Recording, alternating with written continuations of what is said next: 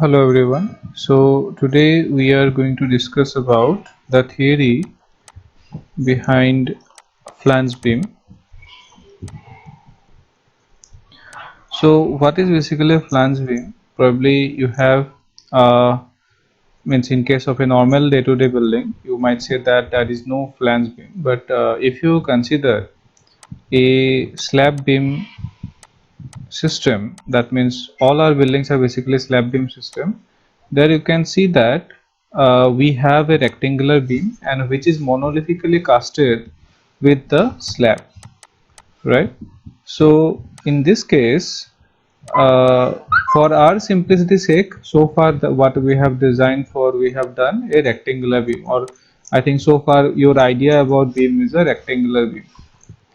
But when you consider the slab as well along with the beam, then it can be designed as a T beam or a L beam. Okay, and this kind of beams or design approach is basically a flange beam. Okay, so all our beam system that you see, slab beam system, all the beams are basically some flange beam. Okay, in case of a beam system, the beam which is at the end, that can be an L beam. Suppose this is the system. In that case, here if I cut the section, then this particular beam section, beam slab combination is it represents a English letter L, so it can be said as a L beam, or this particular section can be said, suppose this particular section can be said as a T beam. Then the question arises, like, why, what is the need for converting or considering a rectangular beam to be a L beam or a T beam? The answer is that in case of a beam design, in case of a limit state method, you have seen that if below the depth of neutral axis, we do not consider the concrete, right? So we assume that this part is not there, only the concrete portion above the neutral axis is there, and the concrete which is above the neutral axis, that take care of the compression, and the reinforcement which is below the neutral axis, that basically takes care of tension. Now if, during our construction, what we do, the slab as well as the beam are constructed monolithically, so it is not like the beam is something separate entity than that of the concrete.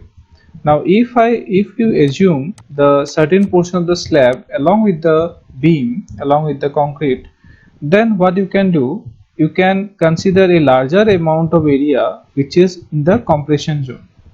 So in that case, the stress in the concrete can be said to be reduced. That means if you assume a larger area, or you can justify that a larger area is contributing to the uh, compression zone of the beam, then you can consider a reduced stress in the beam. Okay, so that means if your stress gets reduced, you can reduce the beam dimensions or beam sizes, because a larger area now is contributing towards the compressive stress, and thus you can reduce the size of the beam. Okay, so it is not like, uh, in case of a flange beam, you can see that as the concrete is present at the top, as in the limit state method, of as per the philosophy of limit state method, and the tension, that means tension is only taken by the reinforcement, not by the concrete. It is not taken by the concrete, the reinforcement only takes the tension. Now one question arises, like, while designing a fixed beam, so suppose you are designing a fixed beam, so if you have studied the analysis in structure analysis, the BMD of a fixed beam, then probably you have seen that the BMD of a fixed beam looks like this, where, or you can see the sagging or the deflection pattern of a fixed beam is something like this, where hogging moment you can see near the end and sagging moment you can see at the center. Here you have the sagging moment, and here is the hogging moment. Or you can see that the beam gets deflected upward near the end and it deflected downward near the center, near the midsection. Now at the end we have hogging moment, so that is why this BMD curve, it goes upward at the end and it goes downward at the middle. Now here you can see that in this case the hogging means the tension is at the top, as the bending is the beam is deflecting upward. So you can see the bending or the tension is going to act at the top and compression is going to act at the bottom, because the deflection pattern is something like this at the end. But if you talk about at the center, then compression will be at the top and tension will be at the bottom. So while designing a fixed beam, suppose you are designing a flange beam or analyzing a flange beam which is fixed at the both the ends, then obviously this will be the pattern. So you can see that this compression will occur at the midspan. At the midspan, the compression will occur at the top. At the end span, compression is going to occur at the bottom. So, and another thing that I have already mentioned, that in case of a beam, you consider the concrete only at the top, right? At the bottom we only consider, sorry, compression we consider at the top, and tension that means we do not consider the concrete to be present at the below the needle axis. Only steel is going to take the tension. Now you can see that at the midsection this condition can be satisfied. So even if you are designing a flange beam which is fixed, at the midsection you can design this particular section as a flange beam. Okay, but the problem arises when you are designing in case of a end section, because in the end section you can see the tension is occurring at the top and the compression is occurring at the bottom. So here if you see that here the section, if I draw the cross section over here, so it is similar, right? So all the means our whole beam is a T section. So here tension is occurring at the top, so this portion is at the tension and this portion is at compression. So in that case we always assume that tension concrete in the tension region concrete is absent, right? The concrete is absent, that means what? Your beam look like something like this. So that means when there is a hogging moment, or you are designing a particular section of a flange beam at the end of the section of a fixed beam, in that case even if that is a flange beam, you have to design or you have to analyze it as a rectangular beam, because the tension portion will be neglected and only reinforcement will be assumed. So the whatever effect that is coming because of the flange, that is obviously going to be cancelled, and only the bottom portion, which is a rectangular portion, this portion is going to act. So it is at the end, whenever you are designing a flange beam, it will be designed as a rectangular beam. This is only valid for fixed beam case or fixed beam support condition, but you can design this particular beam as a flange beam if you are designing at the mid span of the beam. Okay, so as I've already said you that the flange actually contribute to the compressive force or the compressive stress. So this enhanced area of the compression zone basically helps you to reduce the stress. Okay, so now the question arises how to analyze a flange beam, because in rectangular beam it is very straightforward. We have a rectangle, we know the stress distribution diagram, and the area is uniform all along, so you can directly take the area as B and this is XU. So B into XU, you can, if this is 0.36 FCK, then the total force becomes 0.36 FCK BXU. It is very simple. But here this is not the case in case of flange beam. Here the area is not same, area is different. So for analysis basically we have three basic conditions. These are the conditions. If XU is less than TF, XU is greater than TF, and 3 by 7 XU is greater than TF, XU is greater than TF, but 3 by 7 XU is less than TF. We will discuss about this. But before that, I should show you that whatever I have mentioned, this is the L beam over here, this is the T beam, this is basically the distance that you are assuming. This is called the breadth of the flange, that is represented as BF. BF is the breadth of the flange, that means this portion is the breadth of the flange. This portion is actually nothing but the depth of the flange. This is the depth of the flange, and this is a T beam, okay, and this is the L beam, which is actually found near the end, okay, end of the slab. So now let us talk about the conditions, how to design, okay. So the first condition is if XU is less than DF. Why this condition arises? We have seen that this is our flange, this is our basically the T beam, and the stress distribution diagram, as we are doing a limit state method, you already know it's a rectangular and then parabola, and this is the stress distribution diagram where the maximum stress in concrete is 0.446 FCK, and the force, if this is the depth of the XU, depth of the neutral axis, and the force is basically 0.36 FCK BXU into BXU, yes, and this is force is at a tension, this 0.87 Fy AST, right? So now the case is, if suppose this particular the stress region, this particular stress region, that is with the stress in the concrete above the neutral axis, the compression stress region, if this depth is represented by XU, so if this is a condition where XU is less than DF, that means what? This whole concrete stress block is within the flange, okay, as you see in the figure here, the whole stress block, concrete stress block, the whole concrete stress block is within the depth of DF, that means the XU is less than DF. In this case, what you can say that if you want to find out the force, that means you can find out the force, it is simply 0.36 FCK B XU. This is similar, but the problem is here the width of the beam, it's the width of the beam will be width of the flange itself.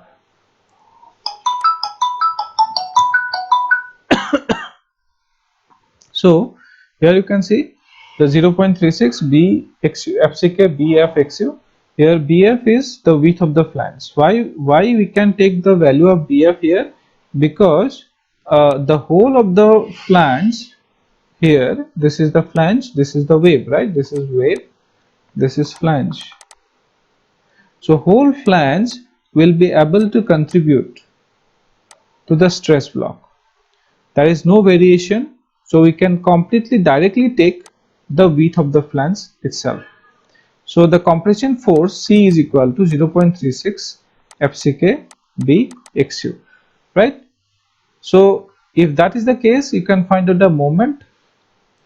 So the moment of resistance MUR is basically 0.36 FCK BF XU. This is the lever arm, D minus 0.42 XU.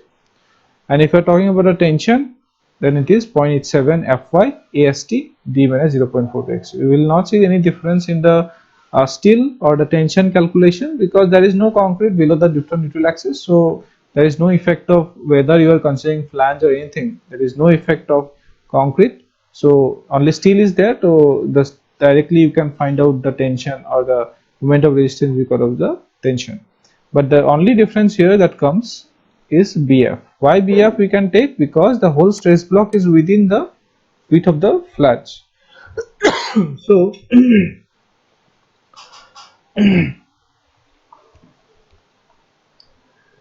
now if you want to find out the depth of neutral axis, because you can see our very condition depends upon the depth of neutral axis, where XU should be less than DF. So you have to find out XU while you are analyzing. So how to find out XU? So you can make compression force is equal to tension force, which is 0.36 FCK BXU is equal to 0.87 Fy AST, where XU is equal to 0.87 Fy AST by 0.36 FCK BF, right? BF is the flange width, and XU by D, if you want to find out, it will be 0.87 Fy AST. Only D will be there, D will come, so XU by D will be this one. Now this is about moment of resistance, but if you are asked to find out the limiting moment or the maximum moment it can take, then limiting moment will come when XU become is equal to XU limit or XU max, whatever you say. So XU should be XU limit or XU max, then MU limit will be what? XU should be transferred to XU limit here.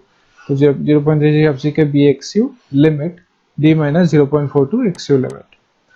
Or in other case, as per the equation of the IS code, we can rewrite this particular same equation as 0.36 FCK XU limit by D 1 minus 0.42 XU limit by D BF into D square. Okay, understood? Now the second condition. The first condition is very easy. It is similar to a rectangular beam when the whole of the stress block comes within the flange depth. Okay, it is very easy.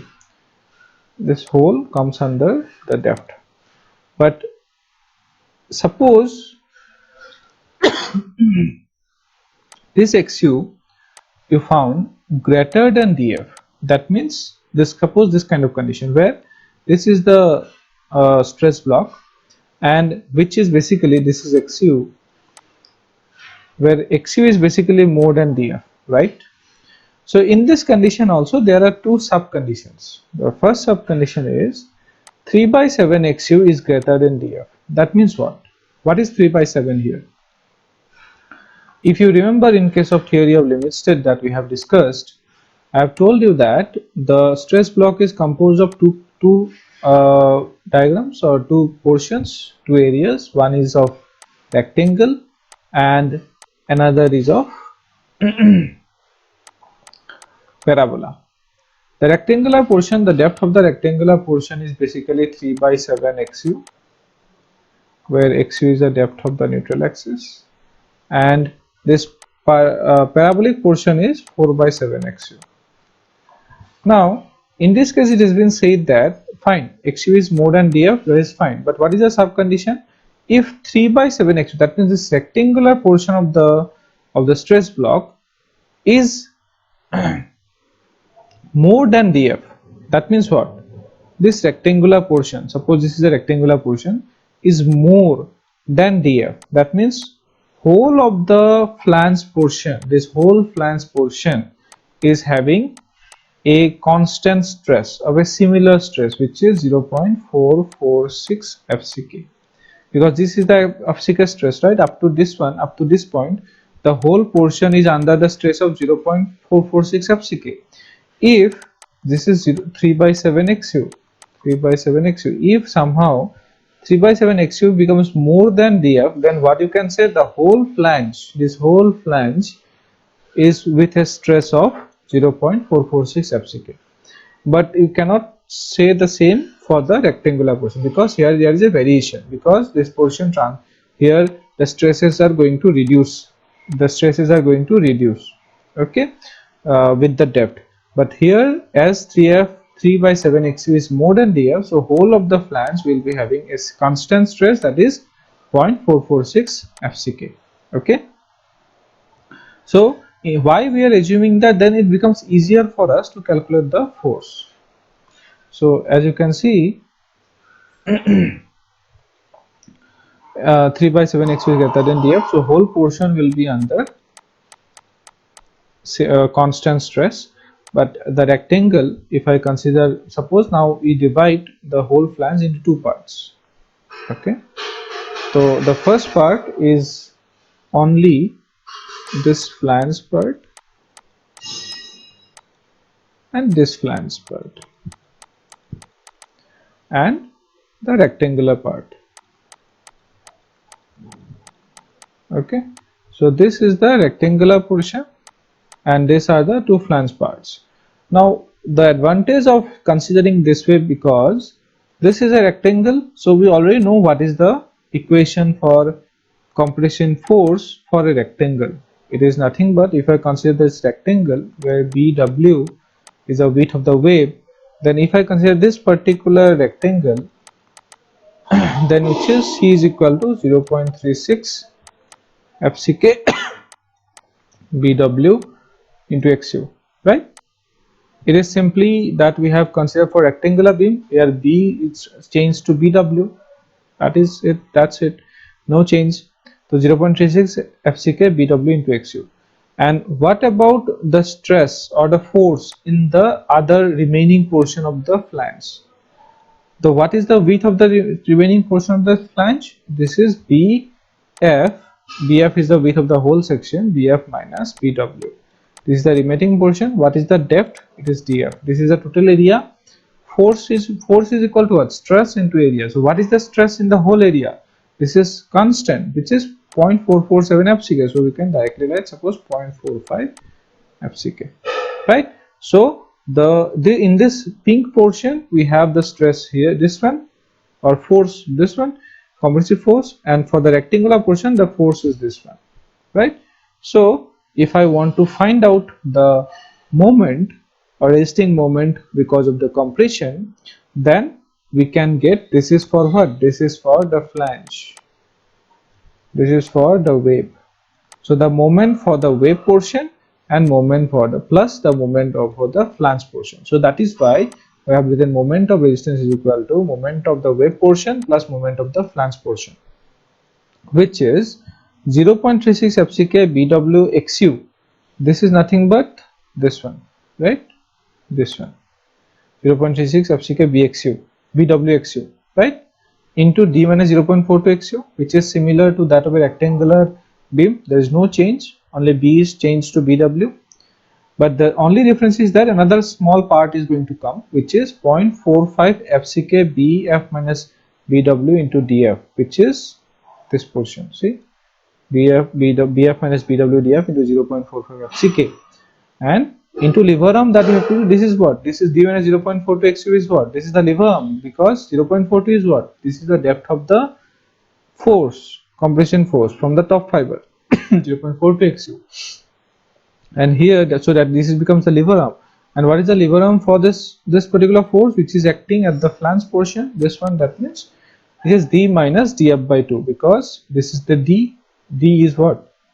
D is this one, D is this one, from here to here is D, and DF by 2. That means it is going to, because as the stress is rectangular stress, so the stress is going to act at the half of the center, half of the depth, right? So it becomes, this becomes the lever arm. The lever arm is D minus DF by 2. This is the lever arm. So this becomes the equation. So if you add these two, then you will get the moment of resistance, right? I hope you have understood. Then for the tension, this is only we are going to consider the steel, so there is no difference. It is similar, same that of rectangular. And how to find out depth of neutral axis?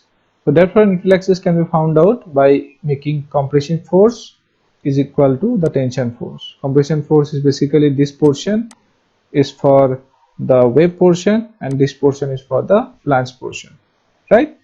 And from this you can find out the XU. This is the equation for XU. Then we can, okay, so the condition that we had is 3 by 7 XU is more than DF, right? This condition can be rewritten as, suppose 3 by 7 is basically nothing but 0.43 XU. So suppose you are considering limiting resistance condition where XU becomes equal to XU limit. So 0.43 XU limit should be greater than DF, right? 3 by 7 is 0.43, so XU is converted to XU limit greater than DF. Now if I divide it both by effective depth, XU limit by D and DF by D, then it becomes 0.43 XU limit by D greater than DF by D. So XU limit by D are different for different values of grade of concrete, right? 0.53 for Fe250, 0.48 for Fe415, 0.46 for Fe500.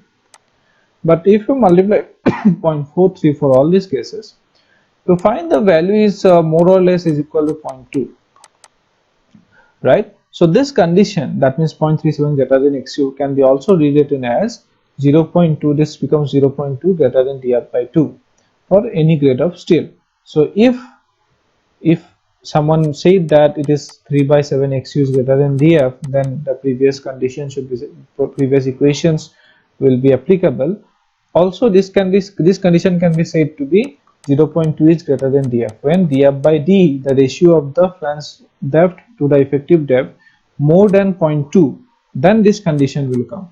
Okay, the both are same thing, but both conditions, it is a different interpretation only.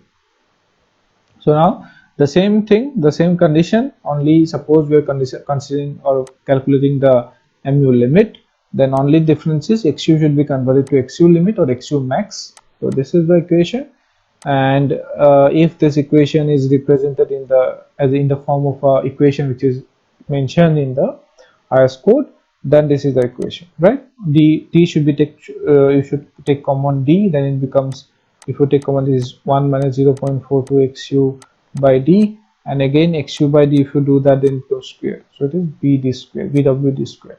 Understood? So if you for remembrance, for in case if you want to remember, the only thing is that you have to remember that there is two portions, one is for wave, one is for flange. Wave portion is similar to that of rectangle, where only difference that we have to change is that the B should be changed to BW, and here this is the force stress this is the force is basically stress into the area. Stress is 0.45 FCK, area is BF minus BW into DF, and this is the lever arm, which is D minus DF by 2. So if you understand the concept, the equations are not that of a big deal. Then the third condition is, suppose XU is greater than D, fine. But what if the rectangle is, the 0.37 XU is less than DF? That means the rectangle, the depth of the rectangular portion is basically less than that of the depth of the flange. That means what? That means in the flange, initially we have assumed that whole the portion has the same stress. No, now the stresses are reducing. Suppose the stresses are same, rectangular stress, but here the stresses are reducing. The stresses are reducing.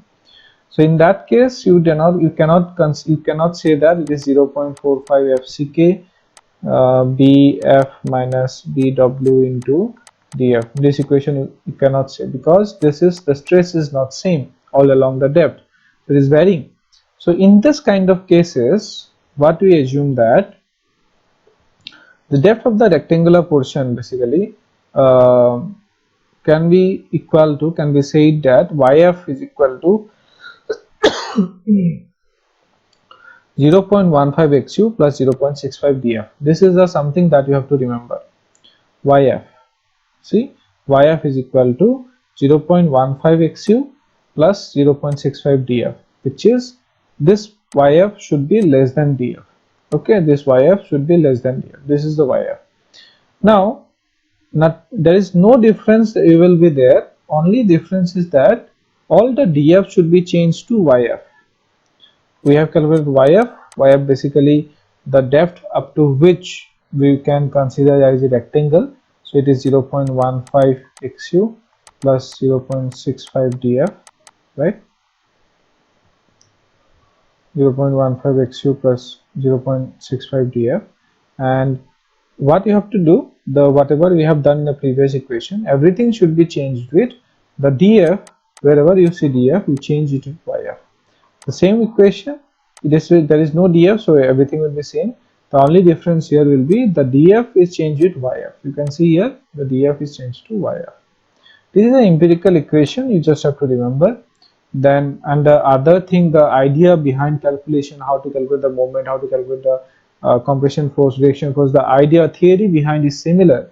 The only thing is that, as we do not know what is the depth of the rectangular portion over here, so we just assume another value YF in place of DF.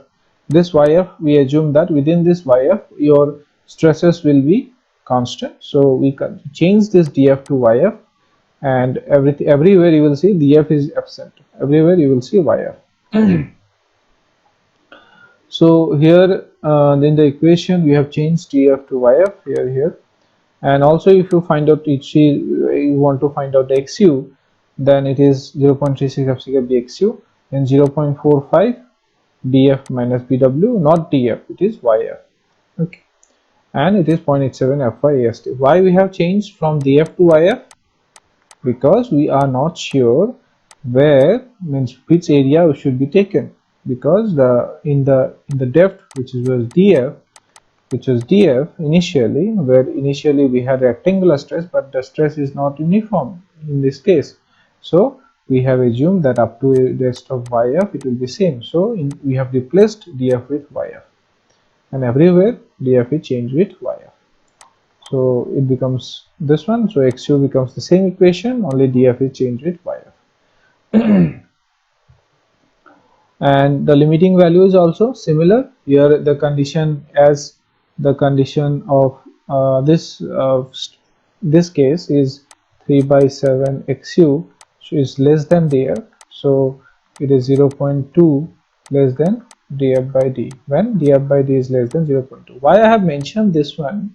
Because this condition is actually given in IS 456. If you will see the IS 456, then you will see this condition, that there is mentioned that if df by d ratio is less than 2, then this equation, if you have to, if df by d is greater than 0.2, then use this equation. Like that you will see, or you can see by yourself also, it is in the annexer Z of the IS 456. Then you can find out the mu limit similar to the previous that we have discussed. Please go through.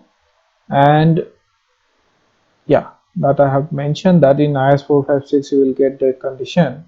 Here you can see the Z 2.1, if xu is less than df, the first condition that we have discussed, the moment of resistance may be calculated from the equation given in Z 1.1. That means this is for rectangular, so it is just a rectangular beam. Only difference is that B is changed to BF. The limiting value of the moment of resistance of the section may be obtained by the following equation: when df by d does not exceed 0.2, that is df by d is less than 0.2, then this is the equation. You can correlate, your df is there, and if df by d is more than 0.2, if df by d exceed 0.2, then this is the equation. See, the yf, you can see yf here. yf is 0.15 xu plus 0.65 df, and for xu max, xu is in between this one. The moment of resistance may be calculated by the equation given in G.2.2 when df by xu does not exceed 0.43 and when df by xu exceed 0.3, both the cases substituting xu max by xu. So basically that what is mentioned, what we have discussed. This is 0.43, that is 0.7 by 3 by 7 is basically it is mentioned. So you can understand if you read it properly. We have discussed this. Then now another question that might come to your mind, that okay fine, in the first initially I have discussed that in case of a slab we have a beams which are monolithically casted. In that case we can assume that it is a T beam or L beam, suppose. Okay, L beam like this.